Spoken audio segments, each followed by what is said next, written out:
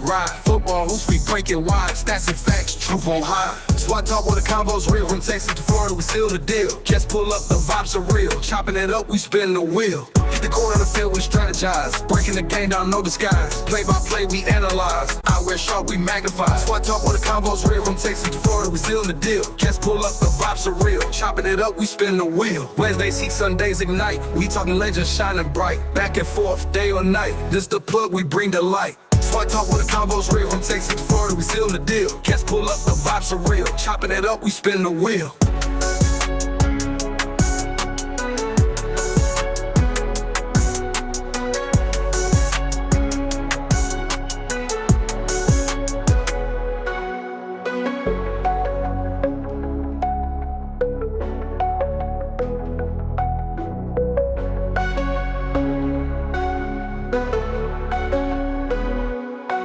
Wednesdays heat, Sundays ignite. We talking legends shining bright. Back and forth, day or night. This the plug, we bring the light.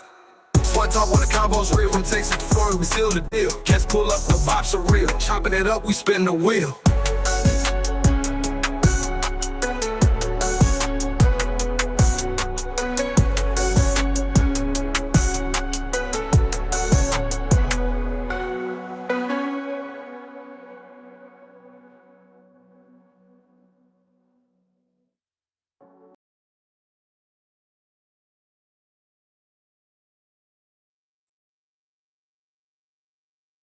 All right, everybody, what's going on, man? How y'all doing? Welcome to today's edition of SWAC Talk, the show we cover the SWAC inside and out. Of course, I am your tour guide around the SWAC, C. Wells, coming at you. And today we are going to continue our For Entertainment Purposes Only series. This is, if you don't know, this is my very amateur look at the point spreads and over-unders for each game this week. And so I'm going to kind of give my thoughts on these games. These are not my previews or my picks for these actual games, although I may say, you know, I think this team is going to win, but that may not be my pick for officially. So if you want my official picks and thoughts on other games, then check out my Week 10 preview, which will be dropping tomorrow. So y'all make sure y'all keep it locked for that. And then Sunday is our Week 10 recap. Still trying to figure out some things about SWAC Smoke. I got a new job. I'm working nights, so I don't know how I'm going to handle this, but we'll figure that out. And y'all just keep it locked to the socials, and then that'll let y'all know what's what. So let's go ahead and get into this, man. Like my boy Coach 67 Sports say, Coach 67 Sports TV say, I'm here for a good time, not a long time. So let's go ahead and get into this. Alabama A&M is at Grambling. This game is a 5-point. Grambling is a 5-point favorite in this game, over under a 57. This is an interesting game because, for one, both teams obviously, you know, they're looking to pick up a win. Grambling coming off of a huge victory on Saturday over Jackson State. Alabama A&M coming in off of a thrashing to Alabama State in the Match City Classic. Bulldogs coming in this game at 1-3. And 4-4 overall. Grambling comes in at 2-2 and 5-3 overall. Quarterback health is probably the key factor in this game. Grambling, Xavier T-Set went down with injury. You know, for just out of respect, his family chose not to put out many details, but I do know that he is doing well. So other than that, I don't know a lot. Where they go from here is up in the air. I know Ashton Fry had been hurt, and so, you know, they had a freshman come in and play a little bit in the last couple games they had. So that's a question. I know for A&M, Quar Brown had been injured. Eric Hanley got injured. I think the third string guy had been injured. So there, you know, where this goes, you know, I mean, neither team is great without their key signal callers. Both teams are scoring over 20 points a game. Alabama A&M is at 29.5. Grambling at 25.3. Defensively, Grambling had a really good defensive game on Saturday, and they're giving up 28 points per game. A&M obviously gave up a ton of points and a ton of yards, 36.3 points per game. Now, the thing about this game is, like I said, the over-under is, I would definitely take the under in this game because it's and it really hinges on A&M. Who lines up at quarterback, and I think also Maurice Edwards, the starting running back, went down with an injury, so they're banged up on offense, and obviously defensively they haven't been playing well in the past few weeks. Grambling offensively hasn't necessarily lit the world on fire, but they've been solid. But here I don't know. I really don't know about this game.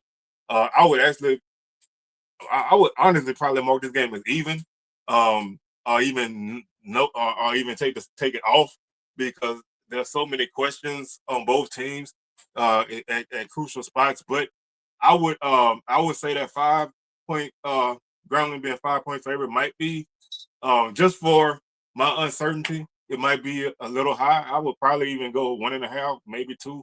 Um, or three with Grambling being at home.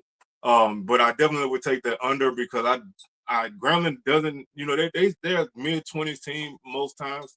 And this week, I just don't know how they're going to be offensively. The defense can probably get them a touchdown here and now in this game because they do force a lot of turnovers. And if A&M has offensive questions, that could be a problem in this game. But I'm gonna like I said, I think the spread should be a couple points lower. If it was three, I would definitely take Grambling with that, and I'm definitely taking the under. I don't think this game is gonna. It may hit 50 points total, but I don't really know if it's gonna go higher than that at this point.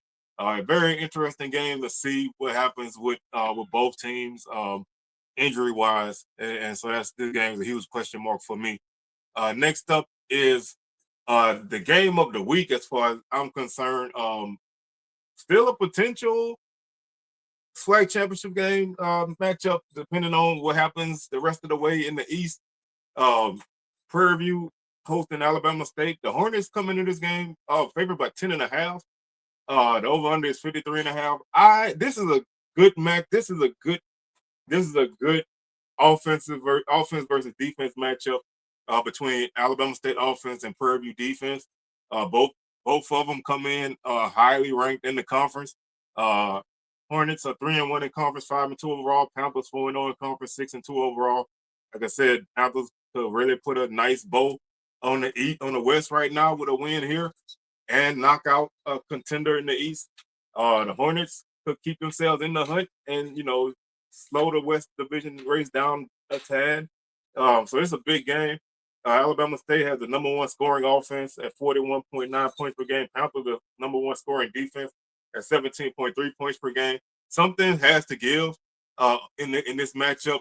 Prairie View they play that drop eight from time to time, and that's gonna kind of be one of the biggest tests for Andrew Body in this season so far.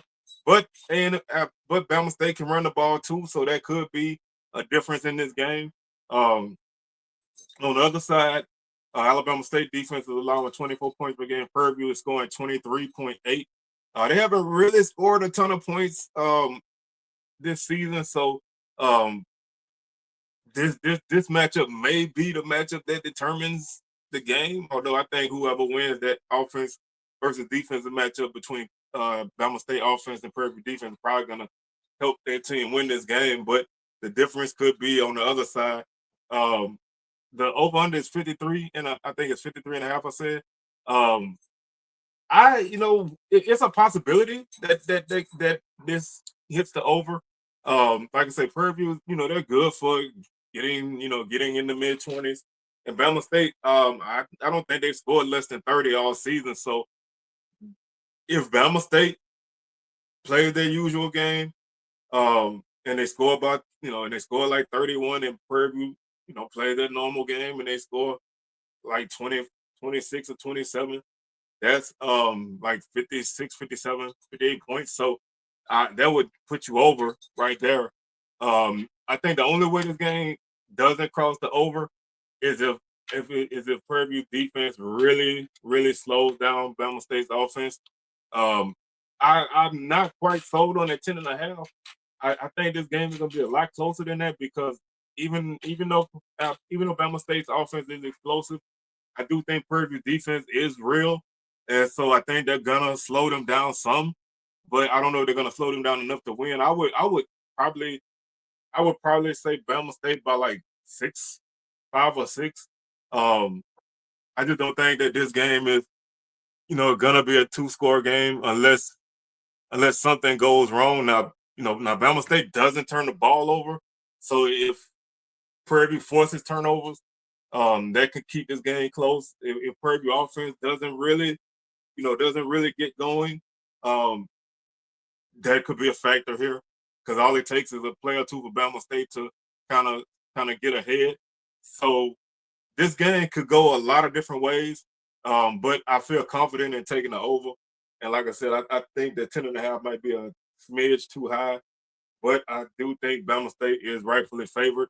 Um, so that's where we stand with that one. Next up is Alcorn at Texas Southern. This is a big game for the.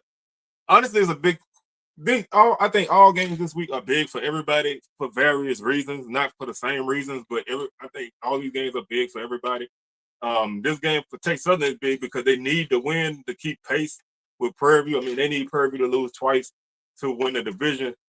But if they lose, it doesn't even matter. So that's why this is important. They need to win out and hope Prairie View lose twice, or so that's really the key thing for them.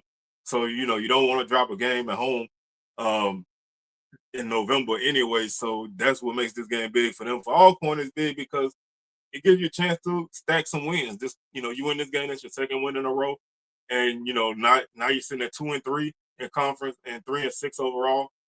It's still not a pretty record, but it's a whole lot better than where you were a couple of weeks ago.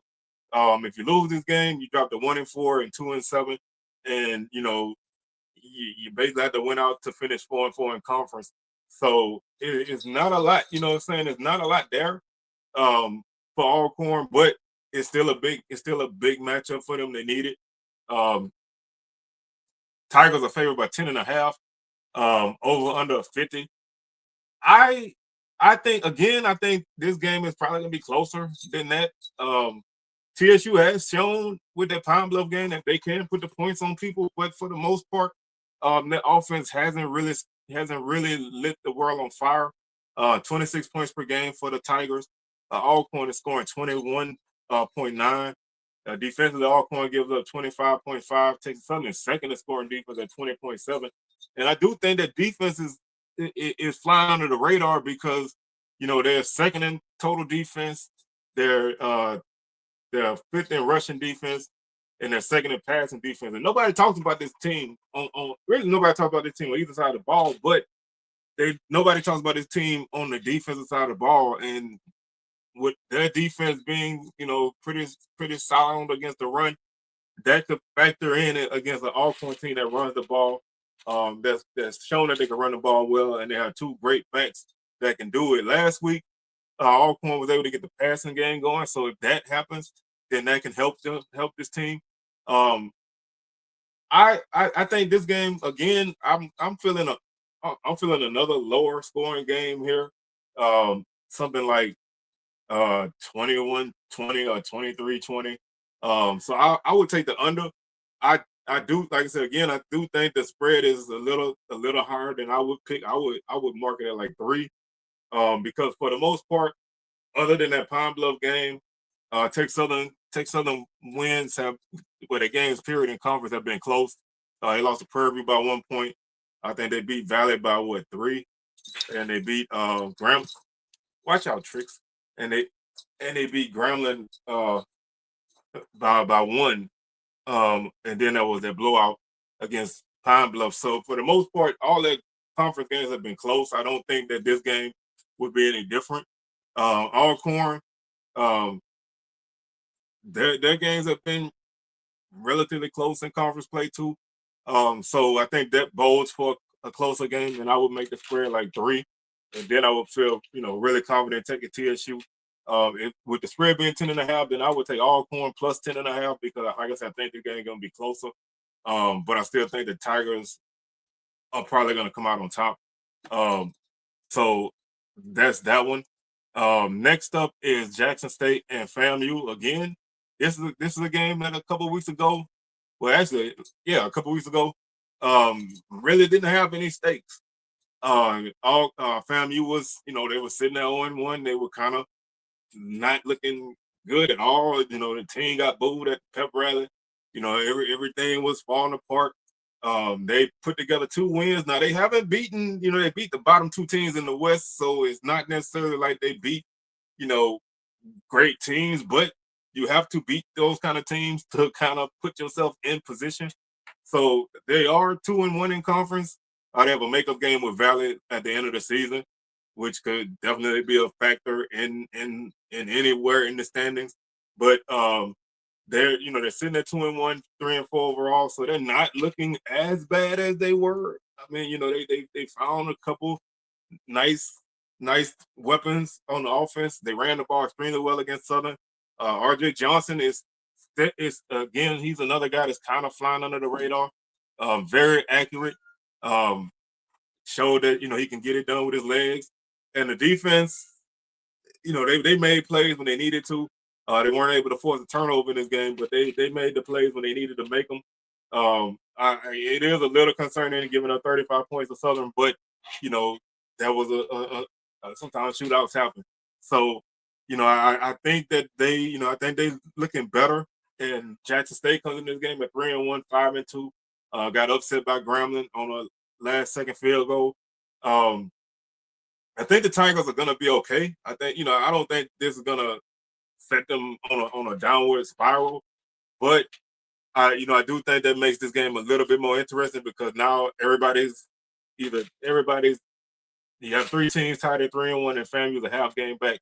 So that at least on paper and standing wise makes this game really interesting because if some kind of way FAMU pulled it out, then they would basically be right there with Bama State and Bethune-Cookman, and Jack State would be behind everybody.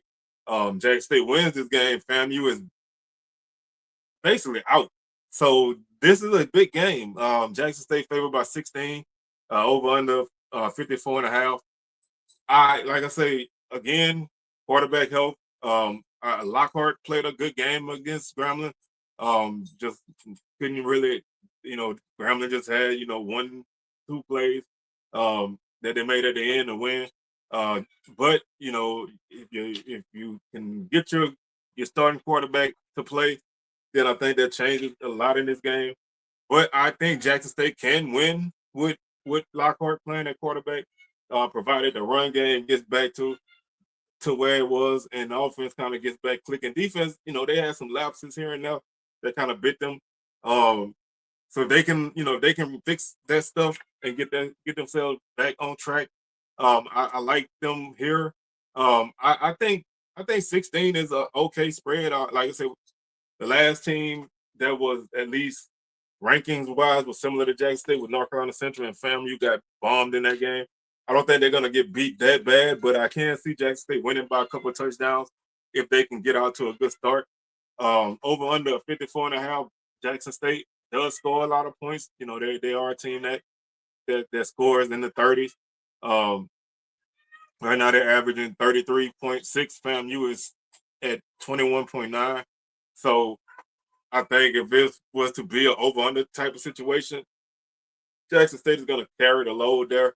Defensively, FAMU allows 34 points per game. Jackson State 21.3. So I think a lot of this is going to be from Jackson State. I think I can see this being a game where similar to last year, where it might be a tight game for a half or 3 quarters, and then a couple late scores for Jackson State pulls it out.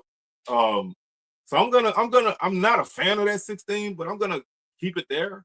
And I do think that this game is gonna hit the over. Um, so I think this one is pretty much on par on paper, but I can see FAMU, beating that spread.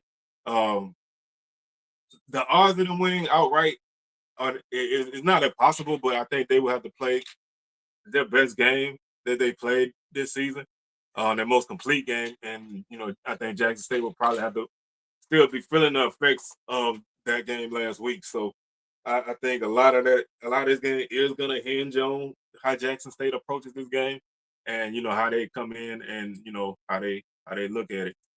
Next up, we have Valley going to Bethune-Cookman. Wildcats are probably one of the hotter teams in the league right now. They just picked up a victory over Pine Bluff on their homecoming, 31-14.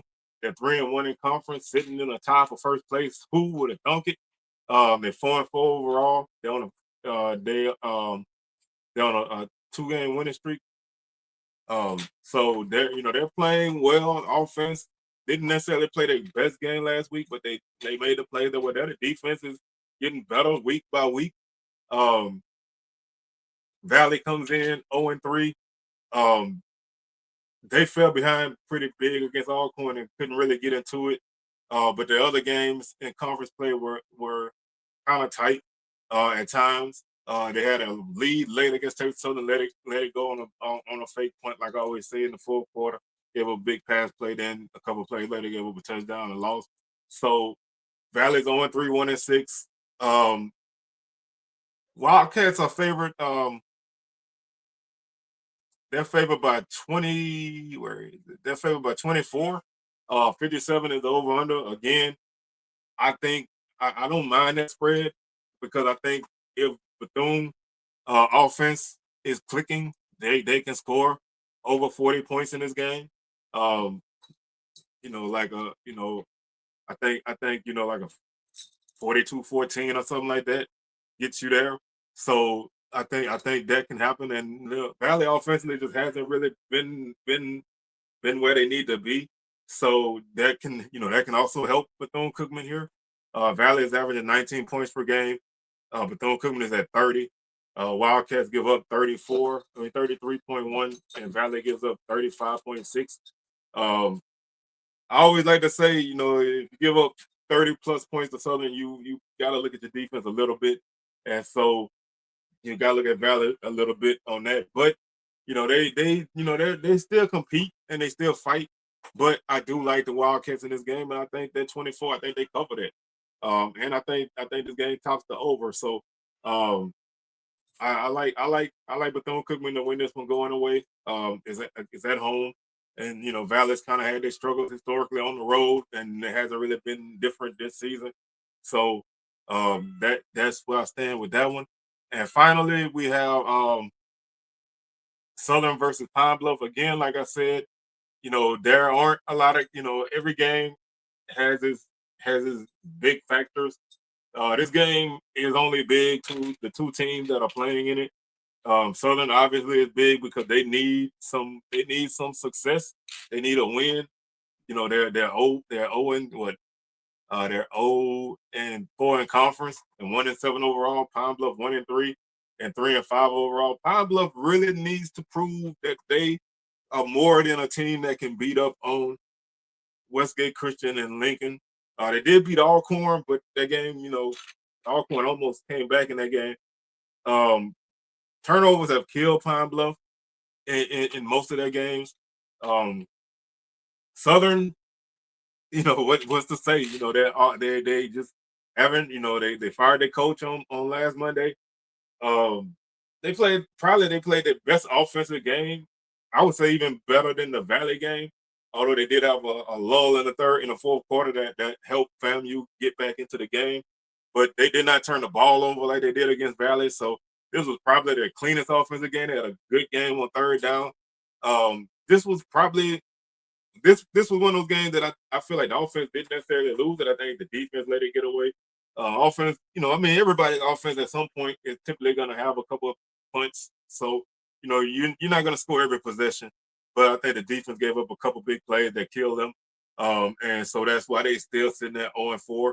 Um, the potential for this game it is interesting to me. Obviously, Southern's a 1 point underdog to Pine Bluff. I'm fine with that. Like I said, I'm at the point where I almost don't want to pick Southern to beat anybody until they actually beat somebody. So I'm fine with that.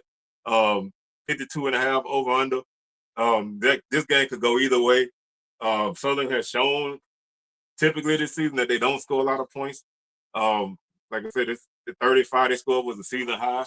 They're averaging 15 points per game. Pine Bluff is scoring.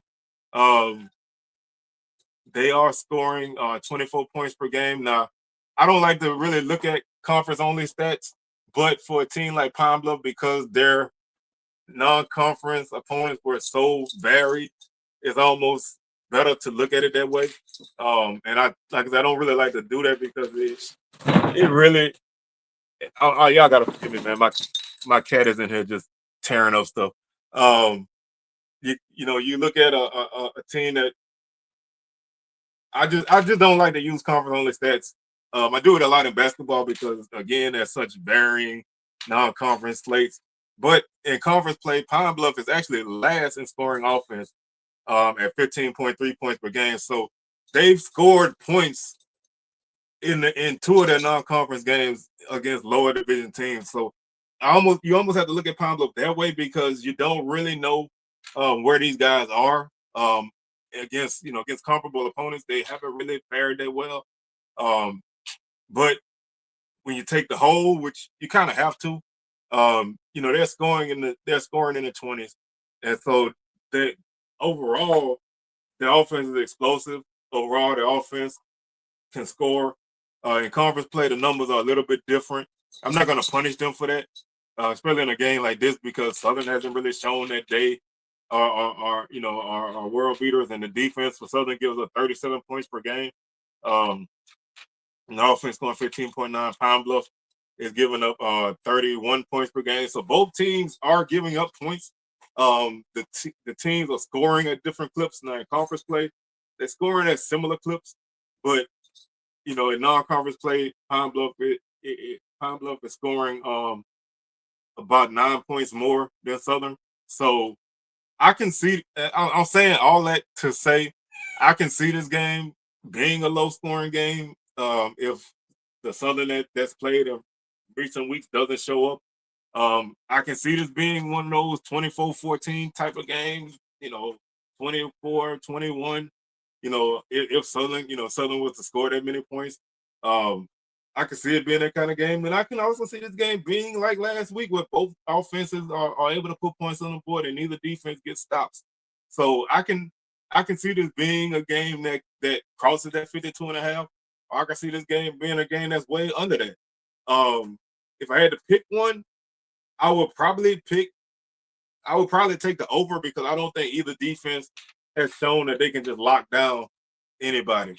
Um, Now, if that was to happen, then I think you're gonna have a different outcome in terms of in terms of winning margin. But for the sake of this -1, which I'm sticking with, I'm gonna take the over, but I'm still gonna take a close game.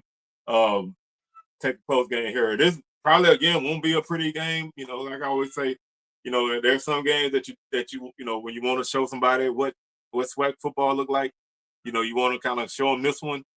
No, you don't want to show them this one. You want to show them another game. But this game could be, it could be a tight game. It could be entertaining. Who knows? But I think the variance of both teams makes this game almost tough to pick in that way. So that's basically gonna do it for this week. Like I said, we'll be back tomorrow with our week 10 preview, and I'll share all my thoughts on these matchups and give my actual winners and scores. So with that being said, man, I'm your tour guide around the SWAC Seawells, signing out, and I will catch y'all on the rebound. Peace.